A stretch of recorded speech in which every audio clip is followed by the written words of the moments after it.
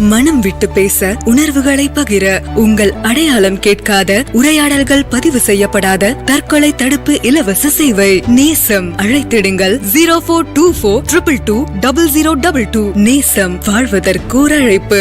தற்கொலை என்பது என்ன அப்படின்னு கேட்டிங்கன்னா, தற்கொலை பண்ணிப்பவர்களின் மனநிலை எப்படி இருக்குது அப்படின்னு பார்த்தீங்கன்னா, it is an impulsive act அப்படின்னு சொல்லுவாங்க. ஒரு நொடி பொழுதில் எடுக்கக்கூடிய ஒரு முடிவாக தான் இருக்குது தற்கொலைக்கு. ஆனால் அந்த நபர் தற்கொலை எண்ணம் வந்து ரொம்ப நாளாக அவர் தற்கொலை எண்ணத்தோடு வாழ்ந்து அந்த தற்கொலை எண்ணத்தை மற்றவங்களோட பகிர்ந்துக்க முடியாத ஒரு சூழ்நிலை ஏற்படும் போது தான் அவர் தற்கொலையை நோக்கி போகிறார். ஆனால் அந்த முடிவு எடுக்கிறது ஒரு நொடி பொழுதில் அந்த முடிவு எடுக்கிறார். It is an impulsive act அப்படின்னு சொல்கிறாங்க. ஒரு நொடி பொழுதில் எடுக்கக்கூடிய ஒரு முடிவாக தான் தற்கொலை கருதப்படுகிறது. மேலும் பார்த்தீங்கன்னா, இட் இஸ் அன் ஆம்பிவேலண்ட் ஆக்ட். ஆம்பிவேலண்ட் ஆக்ட்னா இரட்டை மனநிலை, குழம்பி போன ஒரு சூழ்நிலை. ஒரு புறம் வாழ வேண்டும் என்ற ஆசையுடனும் மறுபுறம் சாக வேண்டும் என்ற எண்ணத்துடனும் தள்ளப்படும் ஒரு மனநிலையில் தான் அவர் தற்கொலையை நோக்கி போகிறார். The wish to live and the urge to tie. எல்லாருமே வாழணுங்கிற ஆசையில் தான் எல்லாருமே வாழ்ந்துட்டு இருக்காங்க. யாருமே நம்ம தோற்று போனோம், நம்மளுக்கு எக்ஸாமில் ஃபெயில் ஆகும்னு சொல்லிட்டு யாருமே எக்ஸாம் எழுதுறதில்லை. அதே மாதிரி யாரும் நம்ம வாழ்க்கையில் தோற்று போவோங்கிற நம்பிக்கையோடு யாரும் வாழ்க்கையை நகர்த்துறதில்லை.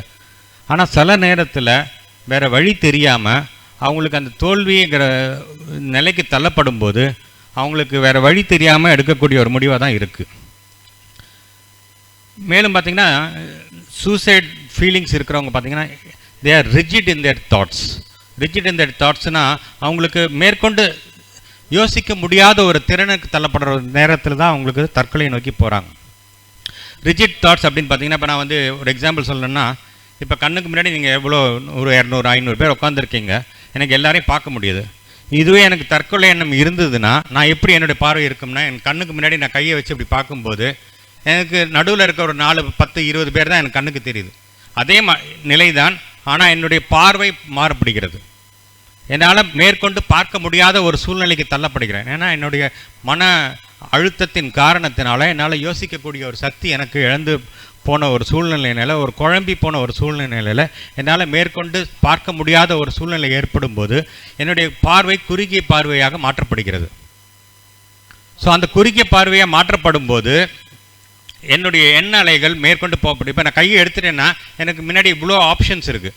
வாழ்க்கையில் எனக்கு தற்கொலை மட்டும்தான் ஒரு ஆப்ஷனாக நான் கருதும் போது எனக்கு கண்ணு முன்னாடி இருக்கிற அந்த கையில் இருக்கிற அந்த கையை நகர்த்தி விடுறதுக்கு யாராவது ஒருத்தர் இருந்தாங்கன்னா எனக்கு கண்ணுக்கு முன்னாடி இவ்வளோ ஆப்ஷன்ஸ் இருக்கு அப்படின்னு என்னால் யோசிக்கக்கூடிய ஒரு சக்தி கிடைக்கும்.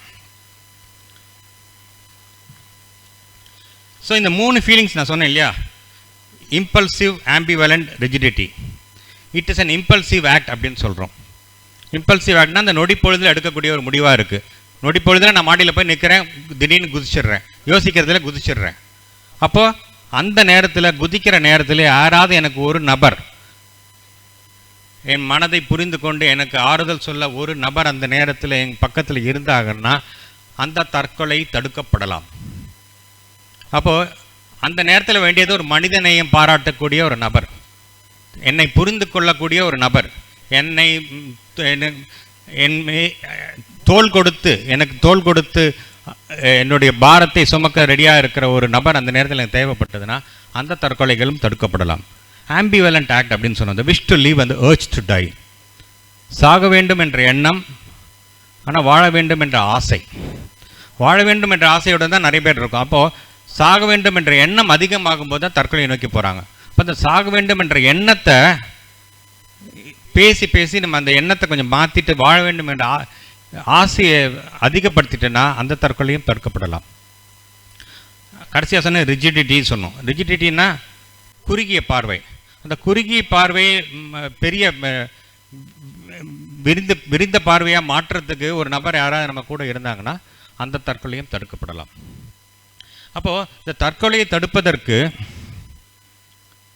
யாரால் முடியும் அப்படின்னு பார்த்தோன்னா, மனிதநேயம் பாராட்டக்கூடிய எந்த நபராக இருந்தாலும் ஒரு தற்கொலையை தடுக்கப்படலாம். எப்படி அப்படின்னு பார்த்தீங்கன்னா, இட் ஹெல்ப்ஸ் டு டாக்.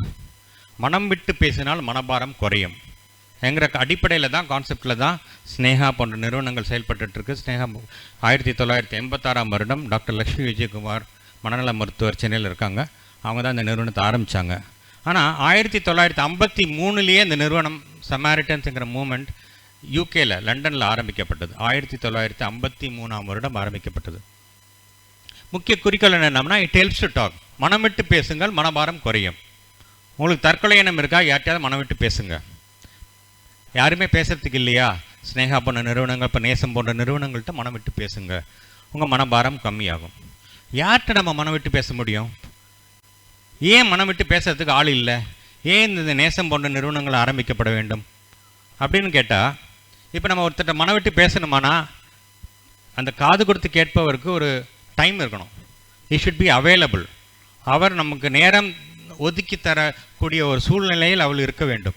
ஒரு 5 நிமிஷம் உட்காருப்பா. நான் இப்போ நம்ம ஒரு நண்பரை பார்க்கும்போது திடீர்னு ஹலோ ஹவ் ஆர் யூ அப்படின்னு தான் கேட்குறோம் இல்லையா? எப்படி இருக்கீங்க, ரொம்ப நாளாச்சு பார்த்து. முதல்ல கேட்குற கேள்வியே எப்படி இருக்கீங்க தான் கேட்குறோம். நடைமுறையில் அது இருக்கக்கூடிய ஒரு பழக்கம். எதுக்கு கேட்குறோம் எப்படி இருக்கீங்கன்னு? எப்படி இருக்கீங்கன்னு கேட்டால் அடுத்த பதில் என்ன வரும்? நல்லா இருக்கேன், ஐ ஆம் ஃபைன் அப்படிங்கிறது பதில் தான் வரும். ஆனால் ஏன் அப்படி சொல்கிறோம்? நம்ம அந்த சூழ்நிலையில் நன்னா இல்லைன்னா கூட ஐ ஆம் ஃபைன் அப்படின்னு சொல்கிறோம். பட் ஏன் இந்த கேள்வியை கேட்குறோம்? அவ்வாரியோன்னு எது கேள்வி கேட்கணும்? அதாவது வாழ்க்கையில் நம்ம இன்று இருக்கிற போது நாளைக்கு அதே மாதிரி சுச்சுவேஷன் நம்ம இருப்போம் சொல்ல முடியாது. இன்று சந்தோஷமாக இருக்கலாம், நாளைக்கு வேறு ஏதாவது ஒரு விஷயம் நம்மளை தாக்கப்படலாம். அந்த நேரத்தில் நம்ம மனபாரம் சுமையாக இருக்கலாம். அந்த நேரத்தில் யார்ட்டையாவது பேசணும்னு தோணும். அப்போ நீ எப்படி இருக்கேன்னு கேட்டால், நான் இன்றைக்கி நன்னா இல்லைப்பா, மனசு ரொம்ப கஷ்டமாக இருக்குது அப்படின்னு சொல்லக்கூடிய தைரியம் நம்மள்கிட்ட இல்லை, பல பேர்கிட்ட இல்லை. கேட்குறவங்களும் அது சும்மா ஃபார்மாலிட்டிஸுக்காக கேட்குறாங்க. நாளைக்கு நீங்கள் ஒருத்தட்ட எப்படி இருக்கீங்கன்னு கேட்டிங்கன்னா, உங்களுக்கு அந்த டைம் இருந்தால் அந்த கேள்வி கேட்கணும். எப்படி இருக்கீங்க? நான் நன்னா இல்லை என்ன சொன்னால், உட்காருப்பா பேசுவோம், அதை பற்றி பேசுகிறதுக்கு ஒரு வாய்ப்பு கொடுக்கறதுக்கு நம்மளும் ரெடியாக இருக்கணும். ஸோ அந்த கான்செப்டில் ஆரம்பிக்கப்பட்டது தான் இட் ஹெல்ப்ஸ் டு டாக். மனம் விட்டு பேசுங்கள், மனபாரம் குறையும். அப்போ காது கொடுத்து கேட்கணும். First thing is you should be available. நம்ம ஒதுக்கி அந்த டைம் ஒதுக்கி, உனக்காக நான் இருக்கேன்ப்பா, நீ மனம் விட்டு பேசு, நான் காது கொடுத்து கேட்குறேன் எப்படிங்கிற ஒரு மனநிலையை ஏற்படுத்த வேண்டும். திருக்குறள் அழகாக சொல்வார், செல்வத்துக்கு செல்வம் செவிச்செல்வம், அச்செல்வம் செல்வத்துக்கு தலை. அப்போது செல்வத்திலே உயர்ந்த செல்வம் எது அப்படின்னு பார்த்தீங்கன்னா, காது கொடுத்து கேட்கிறது.